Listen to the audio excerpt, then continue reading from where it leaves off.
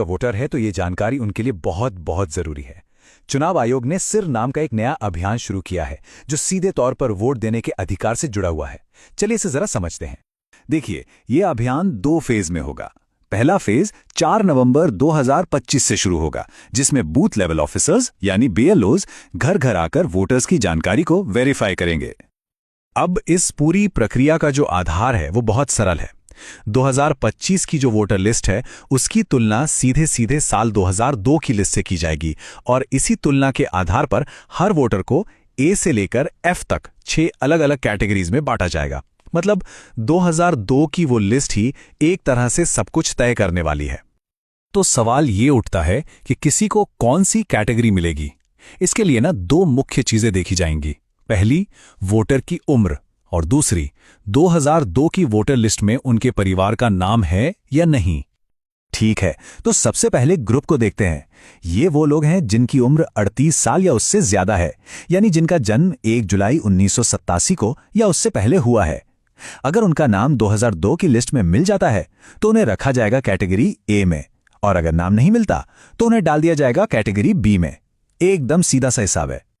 अच्छा, अब आते हैं दूसरे एज ग्रुप पर। यह है 22 से 38 साल के वोटर्स, जिनका जन्म 2 जुलाई 1987 से 2 दिसंबर 2004 के बीच हुआ है। अगर इनके माता या पिता दोनों में से किसी एक का भी नाम 2002 की सूची में है तो उन्हें मिलेगी कैटेगरी सी। लेकिन अगर माता पिता दोनों में से किसी का भी नाम उस लिस्ट में नहीं है तो फिर उन्हें कैटेगरी डी में रखा जाएगा। और आखिर में बात करते हैं सबसे यंग वोटर्स की, यानी 18 से 21 साल के वोटर्स की। यहां पर नियम थोड़े और सख्त हैं। इन्हें कैटेगरी ई में आने के लिए माता और पिता दोनों का नाम 2002 की लिस्ट में होना जरूरी है। अगर एक का भी नाम नहीं मिला तो उन्हें सीधे कैटेगरी एफ में डाल दिया जाएगा। तो ये जो A B C D categories हैं, इनका आखिर मतलब क्या है? इसका जवाब मिलता है हमें दूसरे फेज में। आपकी कैटेगरी ही ये तय करेगी कि आपको अपना वोट देने का अधिकार बनाए रखने के लिए कौन से और कितने डॉक्यूमेंट्स जमा करने पड़ेंगे, और कुछ मामलों में अपना वोट देने का अधिकार बचाने के लिए इतने डॉक्यूमेंट्स तक देने पड़ सकते हैं।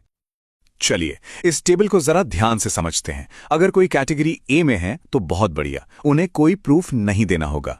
बी, सी और ई कैटेगरी के लोगों को सिर्फ अपना एक प्रूफ देना होगा। लेकिन कैटेगरी डी वालों को अपना और अपने माता या पिता में से किसी एक का यानी कुल 2 प्रूफ देने होंगे। और सबसे ज्यादा कैटेगरी एफ वालों को अपना और अपने माता पिता दोनों का मतलब कुल 3 प्रूफ पेश करने होंगे। और सबसे जरूरी बात, अगर ये प्रूफ नहीं दिए जा सके तो मतदाता सूची से नाम हटने का पूरा खतरा है। तो अब सबसे बड़ा सवाल, आखिर किया क्या जाए? घबराने की जरूरत बिल्कुल नहीं है। कुछ बहुत आसान कदम हैं जो अभी से उठाए जा सकते हैं ताकि आगे चलकर कोई भी परेशानी ना हो। तो सवाल यह है कि पहले फेज की तैयारी के लिए हम अभी से राइट नाउ क्या कर सकते हैं?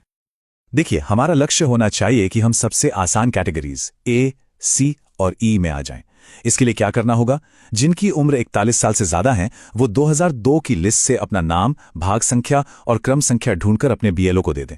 जो 21 से 38 साल के हैं वो अपने माता या पिता में से किसी एक की 2002 की लिस्ट की जानकारी अपने बीएलओ को दे दें। और जो 18 से 21 साल की युवा वोटर हैं वो अपने माता और पिता दोनों की 2002 की जानकारी निकालकर अपने बीएलओ को दे दें।